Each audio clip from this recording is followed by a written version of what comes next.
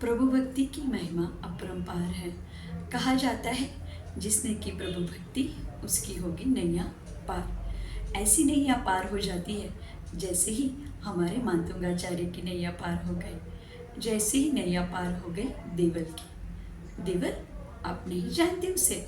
चलिए मैं उस देवल के बारे में आपको बताऊंगी जिसने भक्तांबर की 5वीं गाथा की आराधना की थी और अपने जीवन को परिवर्तित किया था। जय जिनेंद्र मित्रों, मैं हूँ पूर्वी शाह और आप सब देख रहे हैं जैन कथा से पाठशाला तक। और आज हम सुनेंगे भक्तांबर की 5वीं कथा के बारे में। मित्रों, बहुत साल पहले की एक कथा मैं बताऊंगी, उसके पहले मैं आपको इस स्तोत्र का अर्थ बताना चाहूँगी। आप भी तक आपने मेरे चैनल को सब्सक्राइब नहीं किया है तो ज़रूर सब्सक्राइब कीजिएगा ताकि ऐसे ही नई नई वीडियोज़ आपको ज़रूर देखने मिल जाएं। 5वीं गाथा भक्तांबर की। सोहम तथापि तव भक्तिवशान् मुनीश कर्तु स्तवं विगत शक्तिरपि प्रवृत्त प्रीत्यात्मवीर्यम विचार्य मृगेन्द्रम् नाभ्येति किन्निज शिशो परिपालनार्थम। भक्तांबर की गाथा है ना, उसका बहुत सुंदर अर्थ है। कहते हैं, हे मुनीन्द्र, हे ऋषभदेव भगवान, मैं आचार्य अपने लिए कहते हैं, मैं मानूंगा आचार्य, हमारे पास कोई भी सामर्थ्य नहीं है, फिर भी आपकी भक्ति ही है जो मुझे स्तुति करने के लिए प्रेरित करती है। और मैं भक्ति कैसी कर रहा हूँ? जैसे एक मुर्गी अपने सामने शेर को देख के फिर भी अपने बच्चे को बचाने के लिए प्रयास करती है, ठीक वैसा ही प्रयास मेरा है। हे भगवान, मैं आपके लिए, आपकी स्तुति करने के लिए इसीलिए आगे बढ़ा हूँ क्योंकि आपकी भक्ति मुझे प्रेरणा देती है और ऐसे ही भक्ति की वजह से ही मैं आपकी स्तुति कर रहा हूँ। मित्रों, बहुत अच्छे बोल हैं और इसी तो सही बात है ना। हम कभी सोच लेते हैं कि हम कैसे उपवास कर लेते हैं, हम कभी सोच लेते हैं कि शिखर जी की इतनी वंदना हम कैसे कर पाते हैं, पर वो भी हमारी भक्ति के ही प्रभाव से हम कर पाते हैं क्योंकि वो जो हमारे साथ होता है। प्रभु भक्ति की महिमा अपरंपार है। देवल ने ये कैसे साकार किया? देवल रहता था कोंकण के सुभद्रावती नाम के छोटे से गांव में। बड़ा दुखी रहता था, पैसे नहीं थे उसके पास, ना खाने के पैसे थे, ना बच्चों को खिलाने के पैसे थे। हालत तो इतनी खराब थी कि रहने के लिए ढंग से घर भी नहीं था। दुखी रहता था, पर लोग बहुत आश्चर्यचकित हो गए। ये क्या, इतना सुंदर जिन मंदिर देवल ने बनाया और साथ में अपना खुद का भी इतना अच्छा सा घर बनाया, कैसे बनाया होगा? भाई, गाँव के बहुत सारे लोग ईर्ष्या में दुखी हो गए। तो बहुत सारे लोग सोचने लगे, क्या किया है देवल ने? कुछ गलत काम तो नहीं किया है। पर जो धार्मिक प्रवृत्ति वाले लोग थे वो सोचने लगे कि ज़रूर इस देवल ने कोई मंत्र या कोई तो धार्मिक कार्य किया है जिस वजह से धर्म के प्रभाव से उसकी हालत बदली गई है। उसके पास चले गए वे लोग, पूछा, देवल क्या बात है, तुमने क्या किया? इतना सुंदर मंदिर, इतना सुंदर घर तुमने कैसे बनाया? देवल हंस पड़ा।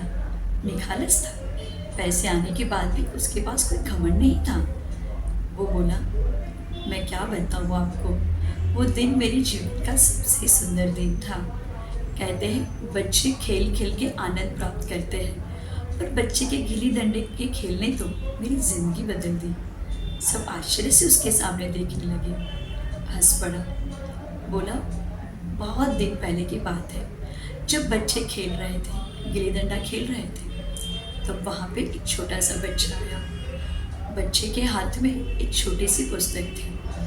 वो पुस्तक लेके घूम रहा था और वहाँ खड़ा होकर गिल्ली डंडा देख रहा था। उसके मन में बहुत इच्छा थी गिल्ली डंडा खेलने की, पर उसके पास कुछ था नहीं। तभी वहाँ पे एक बच्चे ने आके उसको गिल्ली डंडा दिया। बच्चा डंडा देख के बड़ा खुश हो गया और खेलने लगा। अरे ये क्या, वो अभी खेल भी नहीं पाया था ठीक से और उसी वक्त जो डंडा था वो टूट गया। निराश हो गया बच्चा, खड़ा रह गया, देखने लगा। दुखी होने की अब 2 वजह थी उसके पास। एक तो उसके खुद के खेलने के लिए उसके पास डंडा नहीं था, और दूसरा किसी ने उसको डंडा दिया तो वो भी उसने तोड़ दिया। सोच रहा था क्या करूं, कैसे उसका डंडा वापस लाऊं। तभी मैंने उसे बुलाया। बच्चे के हाथ में जो किताब थी वो देख के उससे पूछा, ये क्या है। बच्चा बोला, देखो भाई, ये हमारे जैनों का पुस्तक है, भक्तांबर स्तोत्र है। बिना स्नान के उसको छूना नहीं है, उसकी बिल्कुल भी अवहेलना नहीं करनी है। बड़ा पावन और पवित्र ग्रंथ है ये। बच्चे की मासूम कथा देख के मुझे बड़ा आनंद हुआ। मैंने बच्चे को बोला, तुम निराश मत हो। मैंने उसे 2 डंडे दिए, कहा एक से तुम खेलो और एक जिससे तुमने डंडा लिया था उसको दे दो। बच्चा बड़ा खुश हो गया और वो खुशी के मारे वो किताब वहीं रख के चला गया। मैं किताब देखने लगा। देखते देखते मेरी नज़र भक्तांबर की 5वीं काव्य के ऊपर पड़ी। वो काव्य को मैंने देखा, उसकी जो आराधना की विधि थी वो मैंने देखी, उसके रिद्धि मंत्र थे वो देखे, साधना की विधि देख के मेरा मन में हुआ कि मैं भी ये आराधना क्यों ना करूं। उतनी देर में वो बच्चा आया, पर बच्चे के आने तक मैंने उसकी पूरी विधि याद कर ली थी, रिद्धि मंत्र याद कर लिए थे, और बच्चे को तो मैंने पुस्तक लौटा दी। फिर मैं खुद गुफा में जाके बैठ गया। 3 रात बैठ के मैंने उसके रिद्धि मंत्र के जाप किए, श्लोक का जाप किया, विधि अनुसार पूरी जो भी आराधना करनी थी वो आराधना की, और देवी प्रकट हो गई। देवी मेरे सामने खड़ी थी, खुश हो रही थी। मैं भी देवी को देख के बड़ा खुश हो गया था, क्योंकि अजिता नाम की जो देवी प्रकट हुई थी उसने मुझे क्या पूछा था, वत्स तुम्हें क्या चाहिए। मुझे तो निश्चित था मुझे धन की प्राप्ति करनी थी। मैंने कहा, देवी मुझे धन चाहिए। देवी बड़ी प्रसन्न हो गई, बोली, तुम्हारी इच्छा पूर्ण होगी, और उसके लिए तुम्हें क्या करना है, यहाँ से उत्तर पूर्व के कोने में जो पीपल का वृक्ष है उसके चारों ओर भूमि को तुम खोद लो। और इतना कहकर वो वहाँ से चली गई। मैं तुरंत फावड़ा लेकर उस वृक्ष के पास चला गया। चारों ओर खोदने पर मुझे करोड़ों के हीरे जवाहरात मिल गए। मैंने प्रतिज्ञा की थी कि इस धन का उपयोग मैं अपने लिए तब तक नहीं करूँगा जब तक मैं भगवान का जिनालय न बना लूँ। और फिर उस जिनालय को बनाने कर मुझे वहाँ पे भक्तांबर के 5वें श्लोक को लिखवाना भी था, उसका अर्थ भी लिखवाना था और रिद्धि मंत्र भी लिखवाना था। मैंने निर्णय कर लिया था जब तक ऐसा सुंदर मंदिर नहीं बनेगा तब तक इस पैसों का उपयोग मैं अपने काम के लिए नहीं करूँगा। और फिर तो भव्य मंदिर भी बन गया और मेरा घर भी बन गया। ऐसे भक्तांबर के 5वें श्लोक ने मेरा पूरा जीवन परिवर्तित कर दिया।